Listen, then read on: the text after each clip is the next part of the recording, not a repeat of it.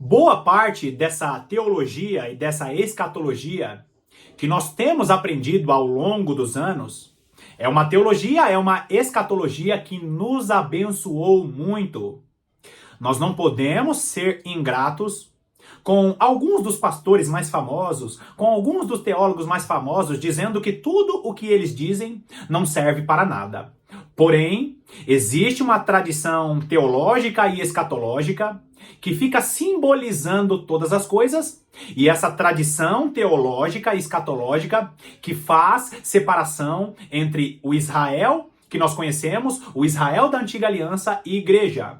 Você vai ver muitos teólogos que tratam da escatologia fazendo separação no final dos tempos, dizendo que judeus são uma classe de pessoas diferentes, que serão separados para uma obra diferente em relação à igreja. O Israel escolhido por Jesus é um, e a igreja é uma outra classe de cristãos. Quando, na realidade, essa é uma grande deturpação, anulando a maior parte das profecias que estão nos profetas.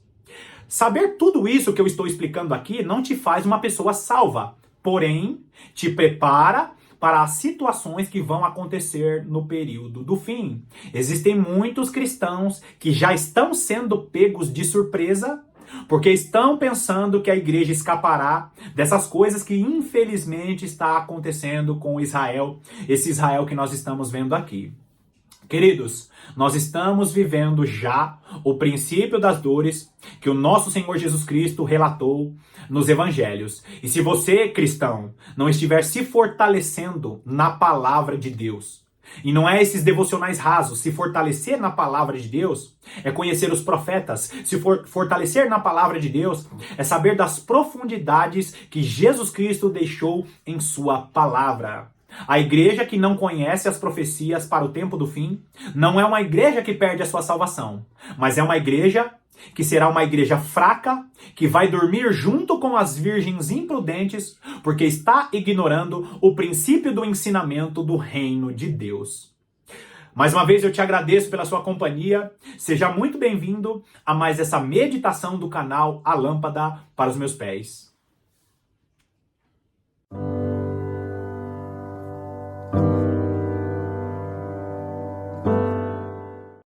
Nos últimos vídeos, dentro dessa nova série, falando a respeito de Jeremias e as profecias para a igreja do tempo do fim, eu mostrei para você que as profecias de Jeremias, em Jeremias capítulo 30 e em Jeremias capítulo 31, são profecias para o período da igreja.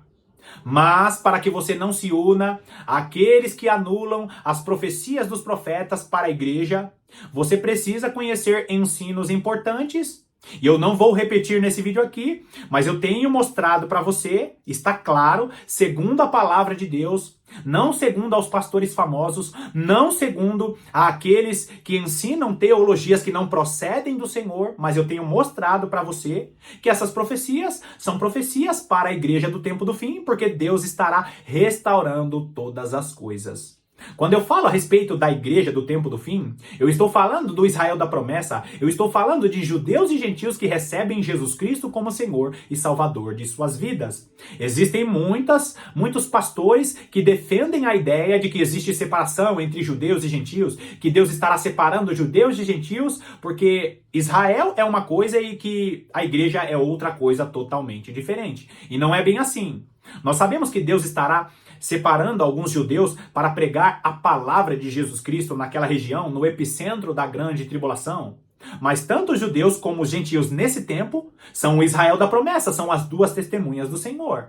Então, queridos, acompanhe os estudos que fazem parte dessa série, porque senão você vai ficar perdido em tudo aquilo que eu estou falando, ou vai escrever comentários como eu vejo alguns irmãos escrevendo aqui. Você está deturpando as palavras dos profetas. Quando na realidade, quando você anula os profetas, quando eles profetizam para o período da igreja, você está tentando tirar dos olhos da igreja muitas direções para o tempo do fim. E os profetas são importantíssimos para o ensino a respeito do tempo do fim ou para a escatologia. Então, mais uma vez, assista os vídeos anteriores, senão você vai estar perdido nos vídeos ou nas coisas que eu vou estar falando aqui nesse vídeo. Vai lá comigo em Jeremias capítulo 31. Jeremias capítulo 31, nós vamos ler hoje, a partir do versículo 7, que diz assim: Porque assim diz o Senhor, cantai com alegria a Jacó, exultai por causa da cabeça das nações, proclamai, cantai louvores e dizei, salva, Senhor, o teu povo, o restante de Israel.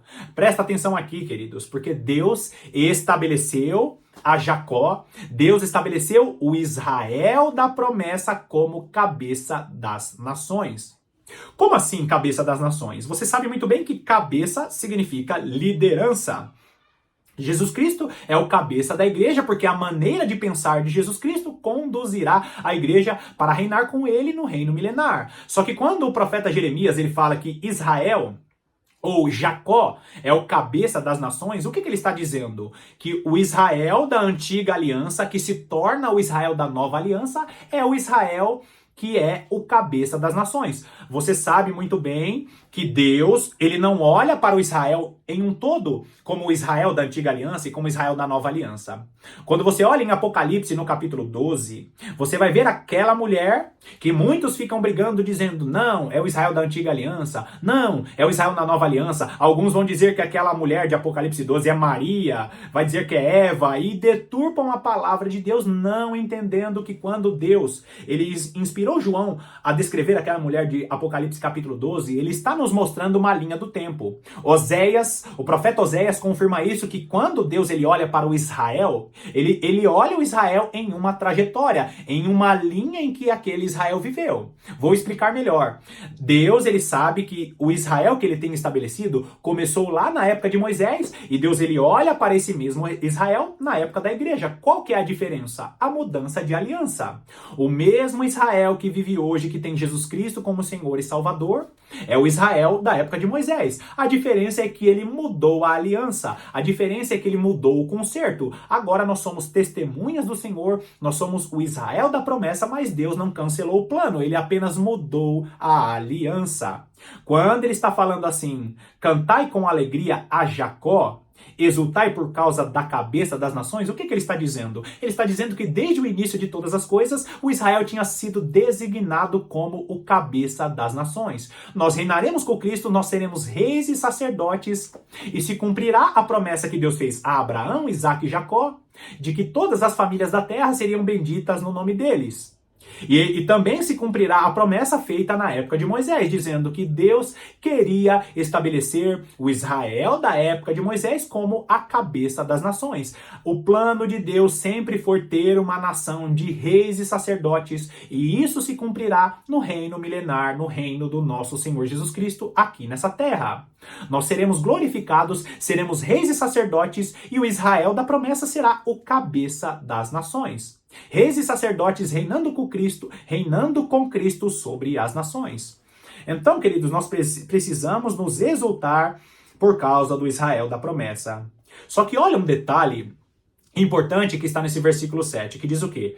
Que nós devemos cantar louvores e dizer, salva, Senhor, o teu povo, o restante de Israel. Você sabia que existe um restante de Israel que ainda não foi salvo? Você sabia que ainda tem eleitos que o Senhor ainda está resgatando das nações?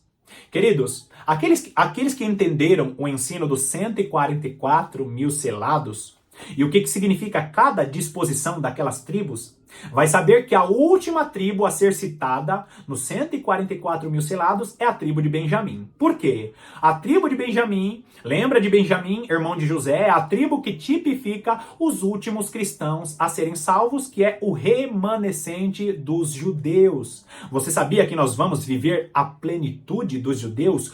O restante de Israel são os últimos cristãos que serão selados, que são judeus. A ênfase da salvação na última semana de Daniel será a ênfase da salvação dos judeus.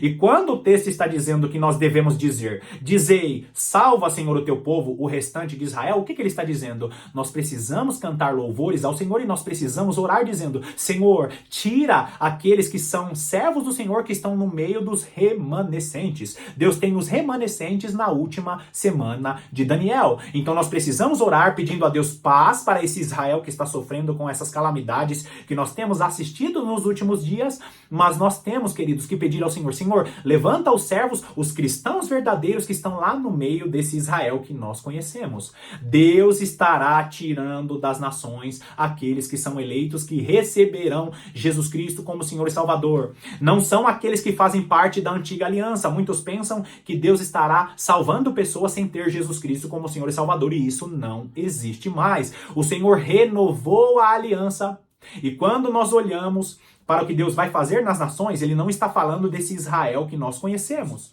Olha só o versículo 8. Eis que os trarei da terra do norte, e os congregarei das extremidades da terra, e entre eles também os cegos e aleijados, as mulheres grávidas e as de parto, e grande congregação voltarão para aqui. Olha só o que eu estou te mostrando. Tem uma promessa de o Israel do Senhor voltar para a sua terra. Queridos, eu já acompanhei seminários de escatologia, de homens importantes, de homens conhecidíssimos pelo ensino a respeito do final dos tempos, e eles colocam esse texto nesse versículo 8 como se o grande sinal da volta de Jesus fosse o Israel, esse Israel que nós conhecemos, voltarem para a sua terra. Esse povo voltando para a terra, essas multidões, esse povo que voltará da terra do norte, que serão congregados da extremidade da terra, não está falando do povo judeu voltando para Israel. A promessa não é essa. Essa profecia é para o período da igreja. Deus está falando que estará congregando as nações para o Monte Sião. Queridos, esse povo, as grávidas, as mulheres e as de parto, esta grande congregação voltarão para a aliança que está sendo estabelecida no Monte Sião. Nós vamos ver na continuação do versículo, e muitas pessoas pensam que o grande sinal da volta de Jesus, que o grande sinal para falar sobre a grande tribulação, são os judeus que estão voltando para Israel, e não é isso que esse texto está tratando. A escatologia hoje nos ensina que esse é o grande sinal. Ainda que você tenha dados que mostram que judeus estão voltando para Israel, não é essa a promessa desse texto aqui. Como que eu tenho tanta certeza disso? Continua lendo o texto comigo. Olha o versículo 9. Virão com choro e com súplicas os levarei, guiá-lo-ei aos ribeiros de águas, por caminho reto em que não tropeçarão, porque sou pai para Israel e Efraim é o meu primogênito. Está aqui no final do versículo 9 a clara evidência de que essa profecia não está dizendo que esses povos que voltarão são aqueles povos que estão retornando para a terra de Israel. E é muito importante você entender isso que eu estou falando, porque senão você vai anular essa profecia de Jeremias para a igreja. Quando ele fala que Efraim é o meu primogênito, e eu deixei até marcado aí, o que ele está nos falando? Queridos, olha para o ensino das duas casas de Israel. Você vai ver lá, e depois você pode conferir, Gênesis capítulo 48 e Gênesis capítulo 49 são os textos que registram a famosa profecia das mãos trocadas. Você conhece muito bem a história. Jacó profetiza sobre os filhos de José, dizendo que de Efraim sairia a plenitude dos gentios. Quando você olha no início do capítulo 48 e também em parte do capítulo 49, você vai encontrar ali Jacó dizendo para José: eu coloquei Efraim acima, eu coloquei o nome de Efraim acima do nome de Manassés, dizendo que Efraim seria o primogênito. E queridos, o que isso significa? Significa a confirmação de que hoje, na nova aliança, a igreja formada por gentios é primogênita. Ela não é mais importante do que os judeus, entenda muito bem isso. Ele está falando da promessa que Deus deu a Jacó, a profecia que Deus deu a Jacó, dizendo que de Efraim sairia a plenitude dos gentios, e espiritualmente Efraim está acima de Manassés, ou está acima dos judeus. E o que isso significa? Se você olhar ao redor do mundo, a maior parte dos cristãos são formados por gentios. Por quê? Porque nós estamos vivendo a plenitude dos gentios, e hoje os cristãos gentios são primogênitos. Não significa que os gentios têm mais importância. Nós somos de igual maneira com os judeus, mas só são cristãos aqueles que recebem Jesus Cristo como Senhor e Salvador. Só são salvos aqueles que recebem Jesus Cristo como Senhor e Salvador. Você precisa entender e compreender o ensino das duas casas de Israel, porque esse final do versículo 9 está dizendo que esta profecia é para o período da igreja, quando o povo de Deus estivesse vivendo o período em que Efraim seria o primogênito. Então, queridos, quando ele fala virão com choro e com súplicas os levarei, guiá-lo-ei aos ribeiros de águas, por caminho reto que não tropeçarão, porque sou pai para Israel e Efraim é o meu primogênito, o que ele está dizendo? Eu estou falando com o Efraim, que agora é primogênito. Se você entender bem o ensino das duas casas de Israel, você já compreendeu que essa profecia é para o período da igreja. Essa linguagem é uma linguagem espiritual. E eu não vou mentir para você, querido. Eu não vou mentir para você, querida. Para você compreender o ensino das duas casas de Israel, você vai ter que investir na meditação da palavra de Deus. Senão, esta profecia será uma profecia bloqueada para você, e você vai se unir ao grupo de cristãos, ao grupo de teólogos que fazem diferença, dizendo que no final dos tempos existe um grupo específico, especial de judeus, que não é a igreja. Igreja é uma coisa e Israel é outra, quando na realidade essa é uma deturpação dos ensinos do apóstolo Paulo, e ele explica isso em Romanos 10, Romanos 11, em Efésios 3. O apóstolo Paulo defendendo a salvação de judeus e gentios. Por quê? Porque em Jesus Cristo nós somos de igual maneira. Mas hoje nós somos primogênitos, porque primeiro a salvação ela veio para os judeus, mas os judeus rejeitaram para que a salvação chegasse aos gentios. Nós vamos viver primeiro a plenitude dos gentios, por isso nós somos primogênitos, e no final, na última semana de Daniel, nós veremos a plenitude dos judeus. Assim, as duas testemunhas, judeus e gentios em Cristo Jesus, são aquelas testemunhas de Apocalipse capítulo 11. Linda essa revelação para a igreja do final dos tempos. Deus estará congregando o seu povo, mas não é para ir para Israel. O seu povo será congregado por causa da nova aliança. Se unirá ao Senhor para cumprir os propósitos de Deus no final dos tempos. Olha o versículo 10. Ouvi a palavra do Senhor, ó nações.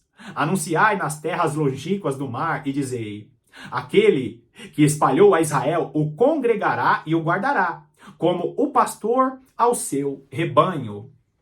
Nós vemos aqui a menção do Israel que foi espalhado, e é justamente na época do profeta Jeremias, o Judá não tinha sido espalhado. O Israel aqui que tinha sido espalhado, sabe qual Israel é? É o Israel que fazia parte do reino do norte, Efraim. O reino de Efraim tinha sido espalhado por causa do cativeiro assírio, e Deus, através do profeta Jeremias, que era um profeta que profetizava para Judá, está dizendo, sabe aquele Israel, aquele povo de Efraim que foi espalhado entre as nações? Então, eles virão a mim na nova aliança, por causa da promessa. Eles serão congregados, não voltarão para Israel, mas eles serão congregados por causa do que Jesus Cristo fez na cruz do Calvário. É por isso, queridos, que esse texto do versículo 10 é um texto missionário. Por quê? Porque nós precisamos avisar para as nações, olha, o Israel está sendo unido, você precisa pregar Jesus Cristo nas nações. Por quê? Porque através da pregação da nova aliança, Deus está congregando os povos das nações, trazendo esse povo para a nova aliança. Congregar os povos das nações, como diz o profeta Joel, não é congregar os povos ou os judeus voltando para Israel. Congregar os povos das nações é anunciar Jesus Cristo nas nações, porque Jesus Cristo tem os seus eleitos em todas as nações da terra. É por isso que você, que é um missionário, você precisa ir para o lugar ao qual Deus te designou. Você que foi chamado para pregar o evangelho nas nações, a sua função é muito importante, porque através da pregação da nova aliança, através da pregação de que Jesus Cristo é o único Senhor e Salvador, Deus estará congregando das nações e formando este povo para que o povo de Deus reunido na nova aliança venha reinar com Cristo no reino milenar. Nós seremos glorificados, e isso só acontecerá quando judeus e gentios entenderem que de igual maneira fazem parte da família de Deus em Jesus Cristo. Linda essa promessa, queridos. Mais uma vez o profeta Jeremias profetizando para a igreja do tempo do fim. Como diz o texto que você está vendo aí na terra, como diz o texto que você está vendo aí na tela, ele diz: ó terra, Ó nações, né? Ele diz, ó nações, anunciai nas terras longínquas do mar. Ou seja, a palavra de Deus chegando até os confins da terra. Bom, queridos, nós vamos finalizando aqui mais essa meditação a respeito das profecias do profeta Jeremias para o período da igreja, para o tempo do fim. Mais uma vez eu peço a sua ajuda, nos ajude financeiramente, se tornando membro do canal e, por favor, nos ajude com as interações. Eu vejo que muitas pessoas assistem os vídeos do canal, deixam seu like, deixam aqui seu like, assistem os vídeos do canal, mas não deixam comentários. Por favor, as interações mais importantes aqui no canal são comentários nos vídeos e compartilhamento das mensagens. Se você ama ou se você gosta das mensagens que nós meditamos aqui, por favor, deixa pelo menos um aleluia, um glória a Deus, ou deixa o seu acréscimo aqui, porque o seu comentário e o compartilhar das mensagens nos ajuda muito na divulgação do canal e também na divulgação dos vídeos. Que Deus te abençoe poderosamente e eu te aguardo para a continuação dessa série maravilhosa.